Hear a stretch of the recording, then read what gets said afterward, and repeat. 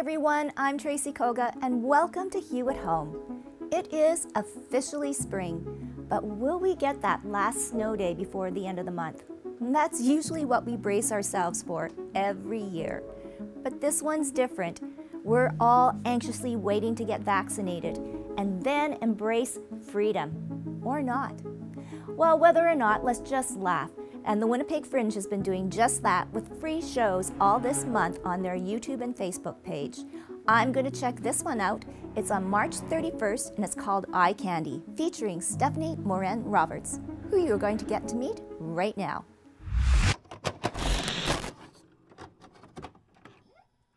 Well, it is always good to have a really good laugh. And, well, the Winnipeg Fringe is doing just that with their winter series, and I am so happy and excited to be chatting with Stephanie, who has a new play out called Eye Candy. It's coming up March 31st, but you know what? That's not too far away, Stephanie. And I was just attracted because of the storyline. And folks, this storyline, you know, I'll just give maybe a little bit of a warning. Correct, Stephanie? Totally. Yeah, it's fun to take something that was just a complete life-changing experience and stage it and layer it with comedy. Because as we know, there's all these things happening, especially like the pandemic, whether it's grieving a loved one, but birth, there's so much that could happen, and the adventures that come along with it. Whether things go as smoothly as possible, it's still crazy what happens to our bodies as women when we give birth. And there's so much that happened during the 56-hour labor of my firstborn. And it's nice and actually healing to be able to share it and layer it with comedy, as I mentioned, because laughter is definitely contagious and healing. Okay, so let's talk about 56 hours, Stephanie. Oh my goodness. I know, oh my goodness. But now thinking back at it, it's, you know, I think about, now I understand what pre-labor is and easing into, you know, being fully dilated and all of that. I think, yeah, it was a marathon, basically. My second born, a lot faster, but it wouldn't have made such an interesting show. So I'm excited to share the adventure that happened between my partner and I, whether it was him passing out on top of me just as I was about to push her out, or, you know, just events like that, or them running me a bath because I wanted a water birth. And just as I put my feet in the water, I realized that it's burning hot and the cold water wasn't working. Just all of these curveballs that I just had to go with. And then, of course, the lovely arrival, which I won't share too much about, but it's lovely to be able to share this story. I guess through this whole journey too, Stephanie, when you're looking back at it all, how has it changed you as a person and also as a mother? You know, it changed me because I wasn't a mother before having this baby, and that transition is so underrated. Whether it's the transition of what it is to be pregnant and to deliver a baby, it's so underrated. I walked out of that hospital, I stumbled out of that hospital, just thinking, looking at all of the mothers I know and meet, and just being in awe of what they've been through to become a mother, to enter motherhood. So it really changed me in the way, my appreciation for mothers in general, my own mothers, mother figures in my life, but also changed me as a person, because your whole life shifts in such a big way. Like all of a sudden, I am second. It's like my priority, it's my kids, and you kind of have to shed that identity, and this is where themes like, you know, postpartum depression, postpartum anxiety, the challenges around nursing, the challenges around being intimate with your partner afterwards, and whether you're ready or not for that. These are all things that a lot of mothers go through that you don't really hear so much about. Yeah, all the things, the advice, unsolicited feedback. It's like, it's amazing. I feel like I've entered into this, like, yeah, motherhood, a bigger understanding of the the joys and lovely things, of course, but also the struggle, the realness, the vulnerability that you're faced with. It's just, it blows my mind. I can't believe it.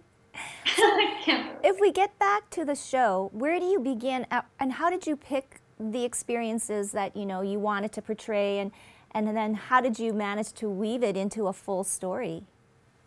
Yeah, I structured out the show in a way that felt logical, following the pregnancy, following the different terms all the way to the delivery of the baby. And um, it was great to be able to refer back to a journal I kept and pictures, and actually include them in the show pictures of me along the way, and just layer it with unapologetic humor to really show the realness behind it all. And I selected the moments um, by using at first improvisation, and I use the fringe circuit to shape and develop a lot of my work, because when you tour the fringe circuit, you could have like 60 shows over the course of a few months, and every night shape and try different things. And for me, the audience really informs what I do, because my clown training, and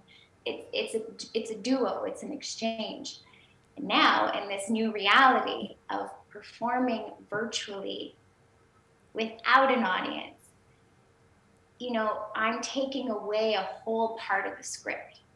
And I'm so pleased that I was able to workshop it with an audience, to be able to know what hits, what doesn't, what feels good, what to stretch, what to shorten. When I say stretch and shorten, it's funny because there's so many parallels when you're talking about childbirth.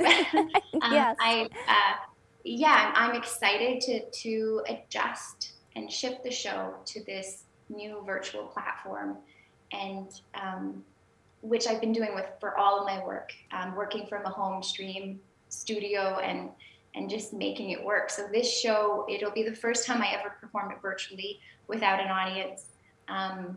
Before the actual performance, I have 3 days of tech and workshopping in this space where I'm really going to adapt it. So I'm about to enter that process at the end of this month, and I'm really excited to give it a new life.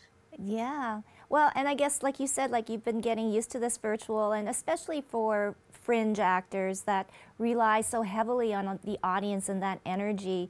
I know doing things virtually, it just sometimes, I guess, becomes one-dimensional. Now, the play's called Eye Candy. So, is there a story behind the name? Yeah, so I have another solo show that I toured a lot, and it has kind of shaped me into a full-time performer. I've toured all over the world with this show. It's called Blindside, and it's about my childhood coming to terms with my disability and losing my left eye to cancer. So Eye Candy is kind of an extension of that. It is the part one, me becoming a mother, becoming an adult, and still being who I am, which is a person with a disability, with a glass eye. And so that is a theme that remains within, and that I definitely use throughout. The poster, Eye Candy, it's me wearing a breast pump with a glass eye in my mouth, and this really kind of powerful pose. It's empowering, it's vulnerable, it's raw, and that's exactly what birth is all about.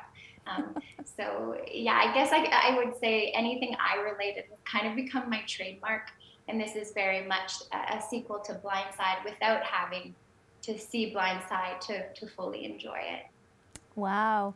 I mean, what you've accomplished, Stephanie, and truly now I think I understand more on how you feel so emotional about being a mother, and now the responsibility of, yes, they're young and they depend on you, but they do grow up, and it will be another journey, right?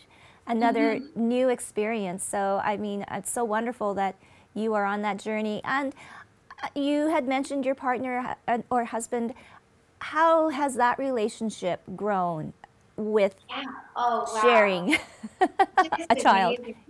It was a clear decision for us. We were very lucky that we were able to get pregnant and plan it the way we did for our first pregnancy. And we felt strong, connected, ready to become parents. And then you become parents and you realize that you just you become even stronger and more. You have to. You have to survive. Yes. Oh, yes. Yeah, it's brought us so much closer, and we have a bit of an unconventional family setup where most of our relationship has been on the road. We met touring. We toured together. We didn't live anywhere. We lived in his truck for a little bit. It was just like we were fully immersed in what we were doing. And as we managed to make it our full-time career and make a living, you know, we bought a house together, and then we decided to have a kid. And then that really shifted things. But all the timing was kind of the silver lining of the pandemic for us, because the arrival of our second born, Jack, now we have 2 kids, it was timed perfectly because we couldn't tour. It made me stop, ground myself. We did some nesting. We, you know, settled into our home. And that was necessary. We're both full-time performers, so we are hungry for opportunity, and we never stop. And only when I actually had to stop did I realize how burnt out I was, having gone through a whole pregnancy, the birth, the early ages, and not stopping, still touring throughout. Like my last performance was when I was 8 months pregnant, and I was performing again when I was 2 months postpartum. So it was a lot. And then with Jack, I got to re-experience fall again, but do it in a nice, slow, grounded, static way, without extra visitors coming in and out, because they couldn't come. So anyway, it was great. Yeah. Yeah. Well, you know what? I mean, I think it's such a wonderful experience, and you know, pandemic, yes, it's had its heavy toll on all of us, but it's nice to know that there are some silver linings and there are some positive things, and definitely being able to take time and step back and be a parent, be a mom or dad or whatever, is truly a blessing. I only one request. Can we see Jack and Olive? Oh my gosh, I would totally say yes, but they are finally settled upstairs. Okay, no, do not disturb a sleeping baby. But I do have a picture just right here of my sister and I. Oh, there you go. And there we go.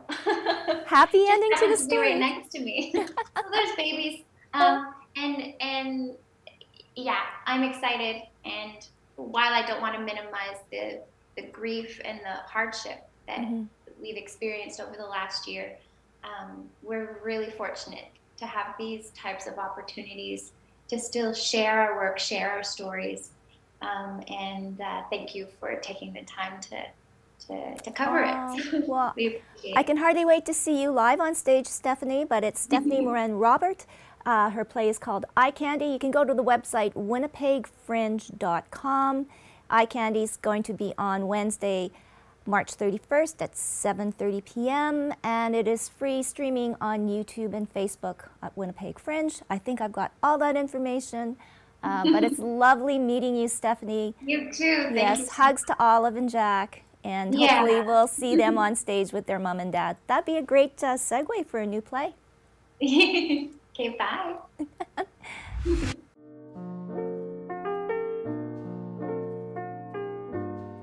Girl, you know what's up. Ooh, say what, say what, say what. Girl, you know what's up. Ooh, say what, say what, say what. Girl, you know what's up. I'm feeling you. I'm feeling you.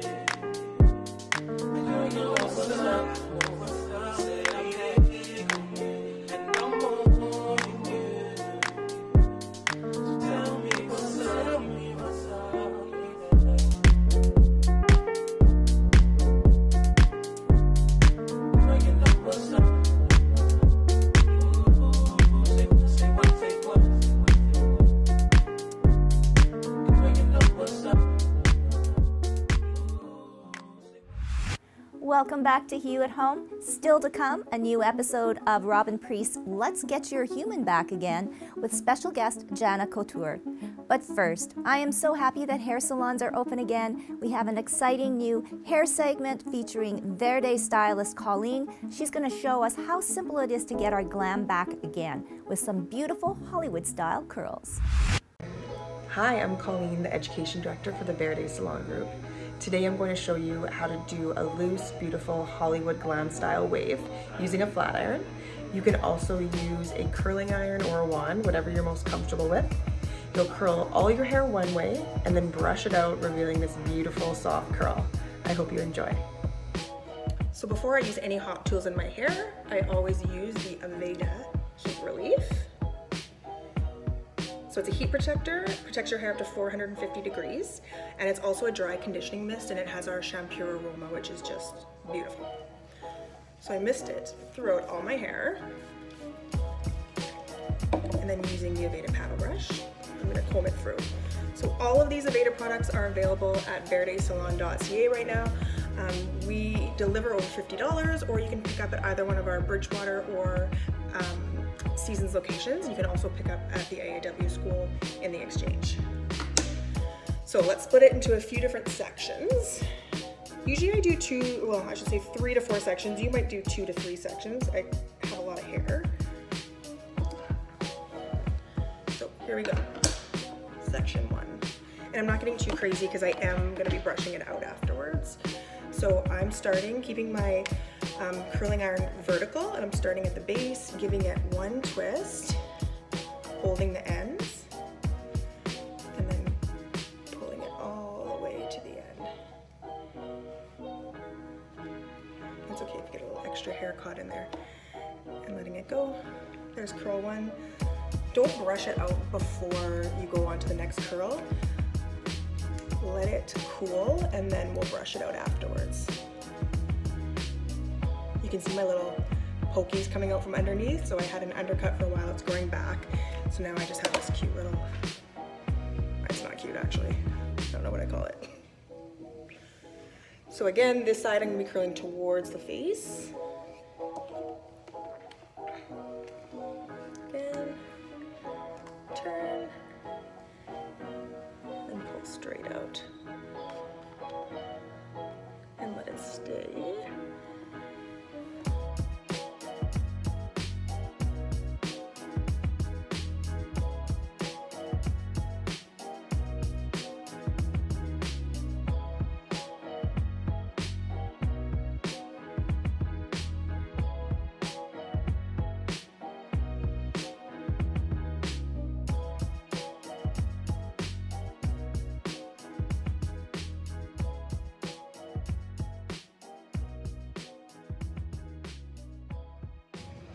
Okay, so my hair looks a little crazy. It's kind of the moment of truth, but I'm gonna spray in a little bit more air control. I'm gonna spray in some of the Shampure Dry Shampoo, which is unbelievable. It's non-aerosol, which is my favorite, and also has a Shampure aroma. Tilt it upside down, and it sprays out. So little sprays everywhere. And then, I'm gonna scare some of you with this, we're gonna comb through.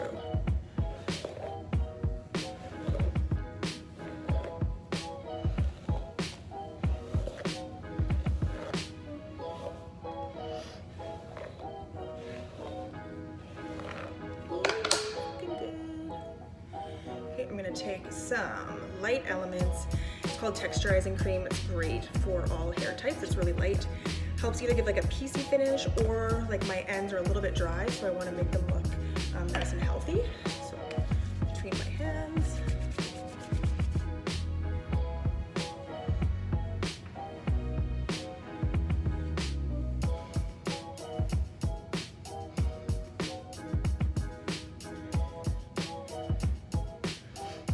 What do you think? So if I want to glam this up even more, I'm going to use a Birch Accessories clip, which is available on birchaccessories.ca. This is the Charlotte clip. You can dress it up, dress it down, which is why I absolutely love it. It holds hair really well, whether you have fine hair or super thick hair. So I'm gonna clip this off here. So I think I'd like the thinner section, the finer section, to go behind my ear.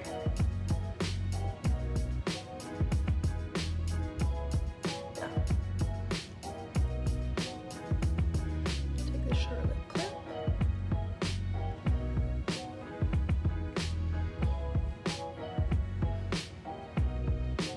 There, so I just tied it behind slightly. It just gives like a nice little extra bling. And I'll also take some before and after pictures so you can see it from every angle. Thanks for watching.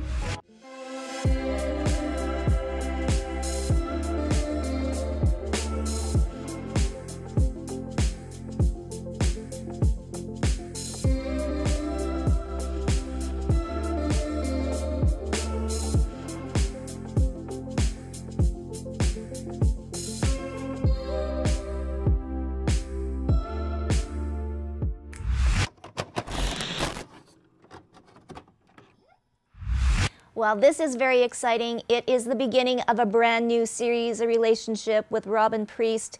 You have known Robyn to be on the Hue virtual chat, now joining us on Hue at Home with a new series called Let's Get Our Hue-man Back. So without further ado, I am going to throw it over to Robyn and maybe do a little introduction for our guest here today. Hi, Tracy, and hi, everyone. Thanks for letting us have this discussion. I just want to give you a little bit about what this series is, and then I'll do an intro to our lovely guest today. It came from me wanting to say, when we talk about mental health, it really is just about being real and being in a conversation. And I think for me, it's just about getting our human back.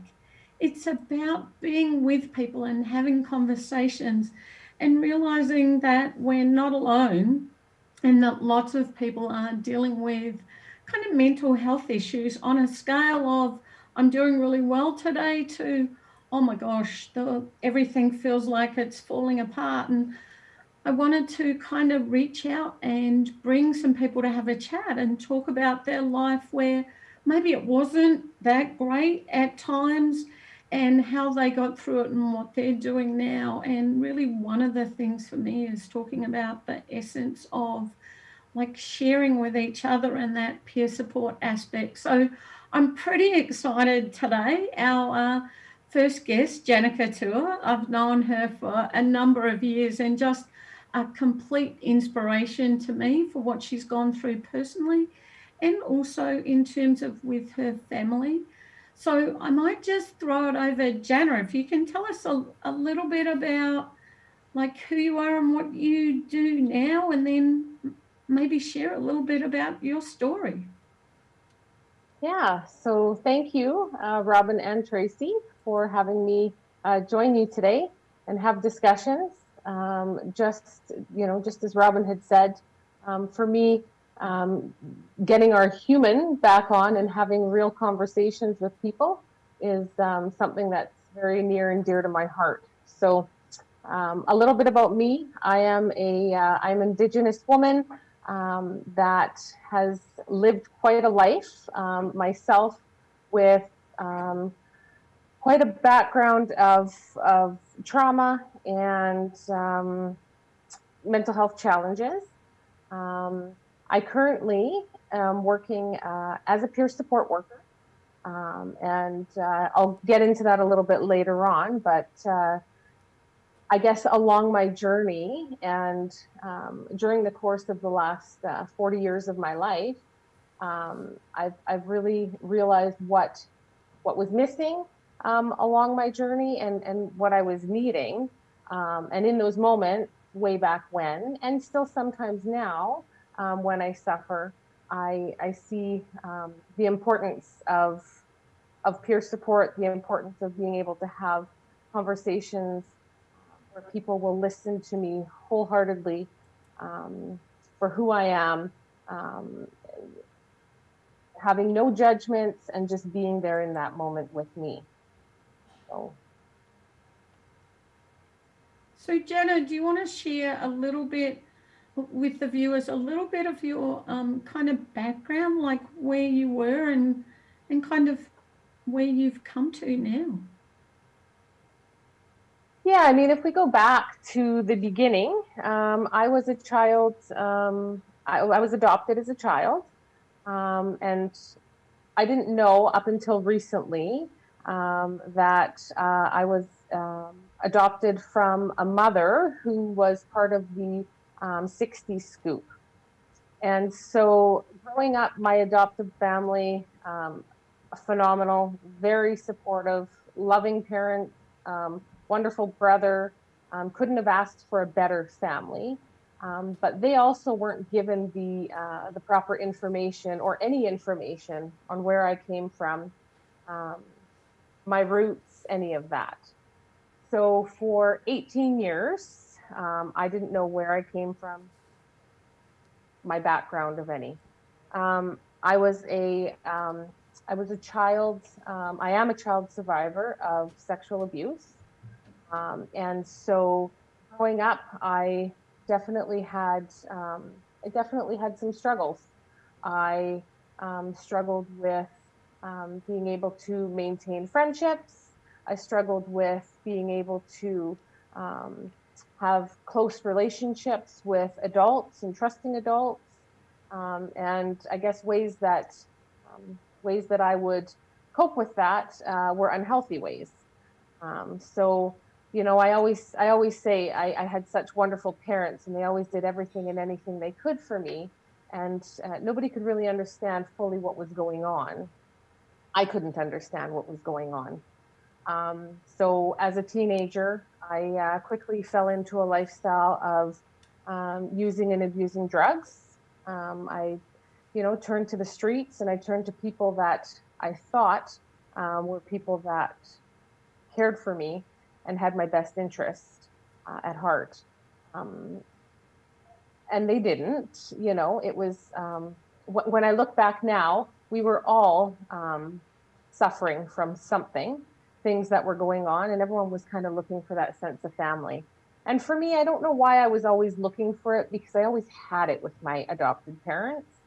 It was nothing I was ever deprived of. They never sort of walked away. They were always there. I think for me, being confused, being an adopted child, I just had a lot that I had to work through. So at the age of 17, I got pregnant with my first child. And that's where I kind of say I started my journey, a journey that I'm still on now.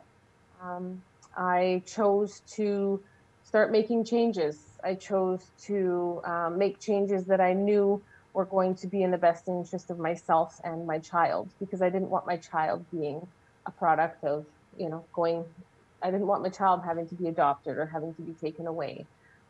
So I ended up going on to get my healthcare aid diploma. From there, I did some palliative care. And then I ended up working in the field with women in prison. I was in corrections for almost a decade. Really enjoyed my job, very much enjoyed my job. But during the course of that, 10 years, noticed the lack of empathy, the lack of understanding and education around mental health, around really the core issues that a lot of women face. And I started looking into things a little bit deeper, because I wasn't feeling like I was fulfilling what I could be doing while I was there. My job was an officer, and as an officer, you really don't. Sorry, my dog's gonna bark. As an officer, you don't really have the opportunity to sit and have heart-to-heart conversations with these women, which is something I very much enjoy doing. And so that's where I chose to look towards peer support. And so peer support for me became known to me when one of my children, I'm a mother of 3, one of my children was suffering some significant mental health challenges. And we had really utilized every every system, every resource we could here in Manitoba. And so I ended up finding peer support when I was beaten, I was down, I was defeated. There was really nothing left that I thought was going to be helpful. And I remember the conversation that I had with the lady that I had my conversation with, and the feelings instantly of validation, the feelings of empathizing, and the lived story that I was provided with were such a relief for me to know that somebody else in this world was going through something similar to what I'm going through. Really made me feel human. It made me feel like I wasn't alone. It gave me hope. It gave me empowerment feelings that I could continue, because I really was deflated. I was really in a spot where I didn't think I could go on. We've done everything and we've tried everything, right? So for me, it was huge. I say peer support saved my life. I don't say anything ill towards doctors, but I've seen many doctors. I've seen many psychiatrists. We've seen many counselors, and everyone has a job, and everyone has an important job. When I was provided peer support, it was such a different and unique experience. And so now, myself as a peer support worker, I'm able to engage with folks without an agenda. I'm able to have these conversations, meeting people where they're at, and really listening and empathizing with what's going on for them. Not trying to change them, not trying to, tell them what to do or how to do it. Really just being there to have that conversation and let them know that somebody cares. Wow. So what is your relation with Robyn then? I'm curious. So Robyn has offered me peer support in the past, and I mean, I've done some courses with Robyn. I met Robyn at a time where things were still pretty rocky, and I quite often say things are still pretty rocky in my life some days. But Robyn became a very important person in my life, in the sense of Robyn's ability to really listen and just be there in moments that I didn't think I could go on. I didn't know what to do. I didn't think I could go on. I know that Robyn was there for one of my children at an extremely imperative moment where my child was going to take her life, and the conversation that Robyn engaged in with my child changed that. So Robyn is not only someone I look towards for peer support, but she's a very, very dear friend of mine, and holds a very special place in my heart. Woo, Robyn. My thoughts are like, Jana's story is amazing. In your eyes, Robyn, what did you see in Jana that she could be this person that she is today?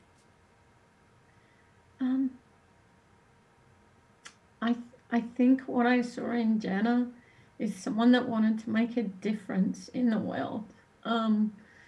In terms of the conversations I had with Jana when we first met, were about, I came through a lot, and like being able to share that, like her story about being able to talk with someone who had a similar story and gain courage and the ability to go after what she wanted, and to see her and the way she relates to other people is is a blessing. And so you know, I was doing some work with Peer Connections Manitoba, who are formerly the Manitoba Schizophrenia Society, and we had a number of jobs coming up.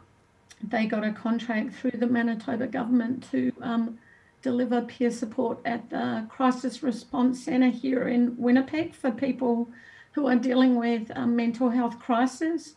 And they're also doing some work in a Dolphin emergency room. And we had these jobs coming up, and I reached out to Jana and I said, I know you have this really secure career in corrections, but I think this is your calling. And Jana didn't hesitate to like go after that. And watching her with individuals who are struggling themselves, or hearing about her connections with families, because as Jana said, she has a couple of kids who have struggled themselves and are still dealing with their own addiction and mental health things. Watching her be courageous and share her story and open herself up and be vulnerable and just sit with people is just, that's the piece for me about getting our human back on.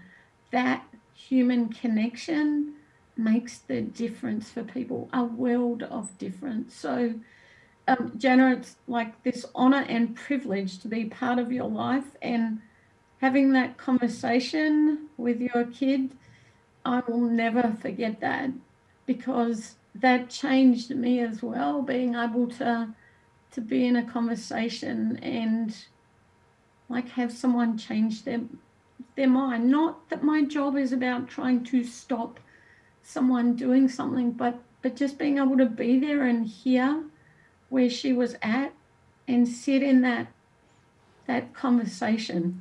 Yeah, so it's amazing.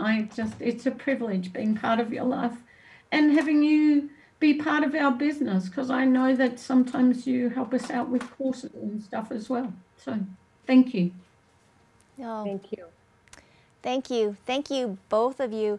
And maybe just to wrap up, Jana, to you, words of wisdom for others out there, maybe going through the same thing that you went through.